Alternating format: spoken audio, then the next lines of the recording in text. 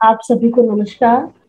आज का विषय है क्लास 9 का पाठ 7 धर्म की आग, जिसके लेखक हैं श्री गणेश शंकर विद्यार्थी जी। गणेश शंकर विद्यार्थी जी के बारे में ऐसा कोई नहीं है जो हिंदी साहित्य पढ़ता हो और उनके बारे में नहीं जानता, क्योंकि वह एक स्वतंत्रता सेनानी भी रहे थे और बहुत निष्पक्ष पत्रकार रहे। उनका जन्म 1891 में मध्य प्रदेश के ग्वालियर क्षेत्र में हुआ। गणेश शंकर विद्यार्थी पत्रकार तो थे ही, साथ ही साथ समाज सेवी और स्वतंत्रता सेनानी भी थे।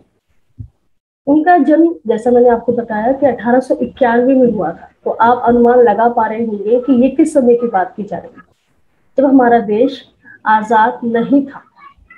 ऐसे समय में बहुत से हमारे हिंदी साहित्य के साहित्यकार उभरे, जिन्होंने अंग्रेजों के खिलाफ लेखन कार्य किया और अपनी आवाज बुलंद की।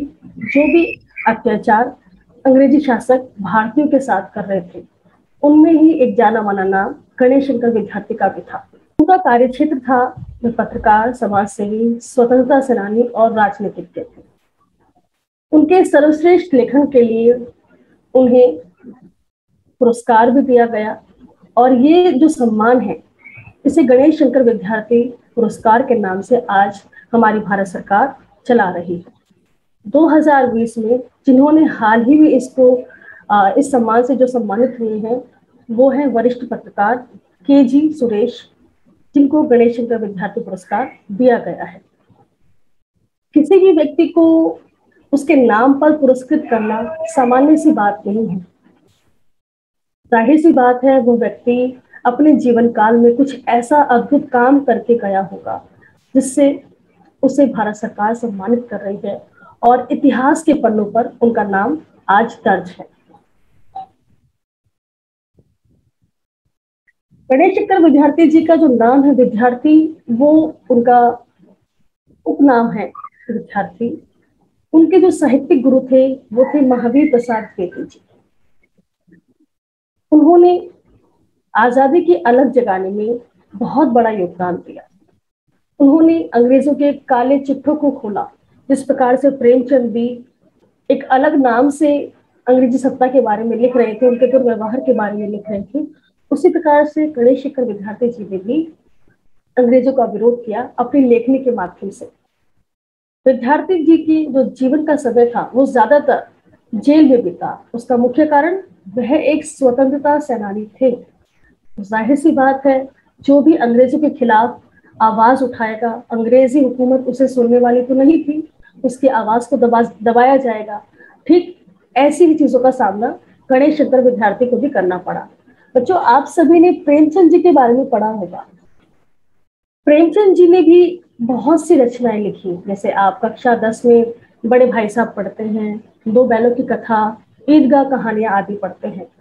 उन्होंने भी अपने उस समय में जो उन्होंने अपने समाज में देखा, अपने परिवेश में देखा, उसी का उन्होंने विरोध किया। और उस समय अंग्रेजी शासकों का वर्चस्व था, वहां पर किसी को भी आसानी से बोलने का अधिकार नहीं था। ये हम सब जानते हैं कि हम भारतीयों ने कितना संघर्ष किया आजादी के लिए। तो ऐसे ही समय में हमारे ये साहित्यकार उभरे, जिन्होंने देश की स्वतंत्रता के लिए अंग्रेजों के खिलाफ अपनी आवाज बुलंद की और जन सामान्य को जागरूक करने का बेड़ा उठाया। विद्यार्थी जी ने अपने जीवन में भी लेखन में गरीबों, किसानों, मजलूमों, जो शोषित है, जिसकी तरफ कोई भी नजर उठाकर निगाह भरकर उसे देखना भी पसंद नहीं करता, उनके प्रति उन्होंने लेखन कार्य किया और उनके प्रति हमदर्दी दिखाई। उनकी भाषा सरल है, सहज भाषा है। खड़ी बोली में आपका पाठ लिखा गया है और उनकी जो भाषा है, जब आप पाठ को पढ़ेंगे, आगे जब हम पढ़ेंगे पाठ को, तो आप समझेंगे कि वह कितने सशक्त शब्दों के माध्यम से तीखा प्रहार करते हैं। उनकी भाषा बहुत आसानी से बात को स्पष्ट भी कर देती है और दूसरे व्यक्ति पर वार भी कर देती है। यहाँ एक छोटी सी इमेज है। आप इसको जब आप पाठ को पढ़ेंगे तब आप इससे समझ पाएंगे, कनेक्ट कर पाएंगे कि इसको यहाँ पर प्रदर्शित करने का क्या उद्देश्य है। आप जानते हैं कि भारत विभिन्नताओं में एकता वाला देश है। यहाँ पर अनेक धर्मों को सम्मान दिया जाता है। धर्म क्या होता है? धर्म हिंदू, मुस्लिम, सिख, ईसाई, हम सामान्यतः इसको इसे धर्म कहते हैं। परंतु अगर बात की जाए धर्म के मूल की, तो धर्म वो है जो हमें शुद्ध आचरण करना सिखाता है, हमारे व्यक्तित्व को निखारता है, हमारे कर्मों में शुद्धता को बढ़ावा देता है, वह धर्म है। अब आइए अपने पाठ की तरफ बढ़ते हैं, जिसका शीर्षक है धर्म की आड़। धर्म का अर्थ मैंने आपको बताया, शुद्ध आचरण, कर्मों में शुद्धता होनी, सही व्यवहार करना। आड़, आड़ शब्द का अर्थ होता है किसी चीज में छिपना, किसी चीज का सहारा लेना, ओट लेना। जैसे आपको यहाँ पर एक उदाहरण मैंने दिया है, बच्चे ने डांट लगते ही माँ के आंचल की ओट ले ली। आप ऐसे करते हैं ना, मम्मी डांटती हैं, पिताजी डांटते हैं, तो क्या करते हैं? सहारा लेते हैं कि पापा जी मुझे और ना डांटने पाए और मम्मी मुझे यहाँ पर बचा ले। तो यही आड़ शब्द का अर्थ होता है।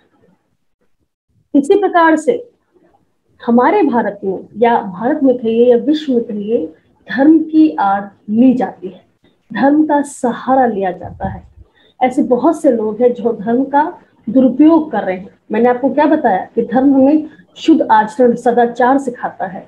यहाँ धर्म एक विचारधारा है जो किसी के प्रति अपमान करना नहीं सिखाती, सबको साथ लेकर, सबके विचारों को साथ मिलकर साम्यवाद की तरह आगे बढ़ना सिखाती है, सही आचरण करना सिखाती है। बच्चों, ये पाठ हमारे पाठ्यक्रम में आया गया है जिससे हम सीखें कि हमें अपने आचरण को किस प्रकार से शुद्ध बनाना है, हमें किसी भी धर्म विशेष के चंगुल में ना फंसते हुए सही विचारधारा को आगे प्रोत्साहित करना है, सही देश का निर्माण करना है, सही राष्ट्र का निर्माण करना है। तो देखिए, हमारे इस पाठ में आप जैसे नाम से आप जान गए होंगे, धर्म की आड़, धर्म का सहारा ले रहे हैं।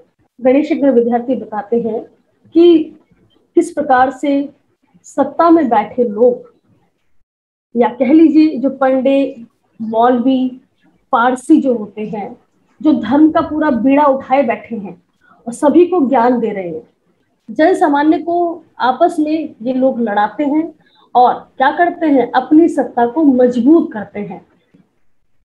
और हम सब क्या है? हम बहुत ही सीधे साधे व्यक्ति हैं।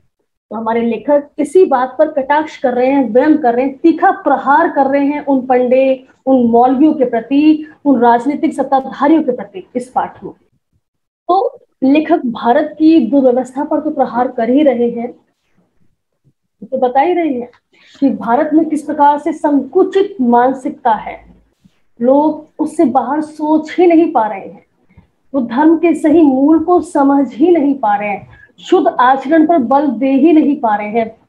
और इसका फायदा कौन उठा रहा है? वो धूर्त, कपटी, चालाक लोग,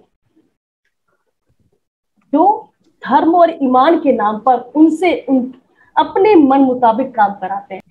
हमारे देश में क्या कर रहे हैं? हमें सोचने ही नहीं दे रहे हैं, हमारी मानसिक विचारधारा को बिल्कुल संकुचित कर देते हैं, हमारी बुद्धि पर पर्दा डाल देते हैं और इसका फायदा वो धूर्त, कपटी, चालाक लोग उठा रहे हैं। हमें ईश्वर के गुणगान बता रहे हैं, आत्मा का परमात्मा से मिलन किस प्रकार से हो सकता है, ये हमें बताया जा रहा है। परंतु हमें ये नहीं बताया जा रहा कि हमें शुद्ध आचरण करते हुए वहां तक पहुंचना है, ना कि किसी की भावनाओं को ठेस पहुंचाकर, किसी धर्म की स्त्री को, किसी के परिवार को, निर्दोष को सरेआम दंडित करने से हम अपने धर्म को ऊंचा नहीं बता सकते। इसी भीषण व्यापार को रोकने का साहस हम सभी को करना होगा। धन्यवाद बच्चों।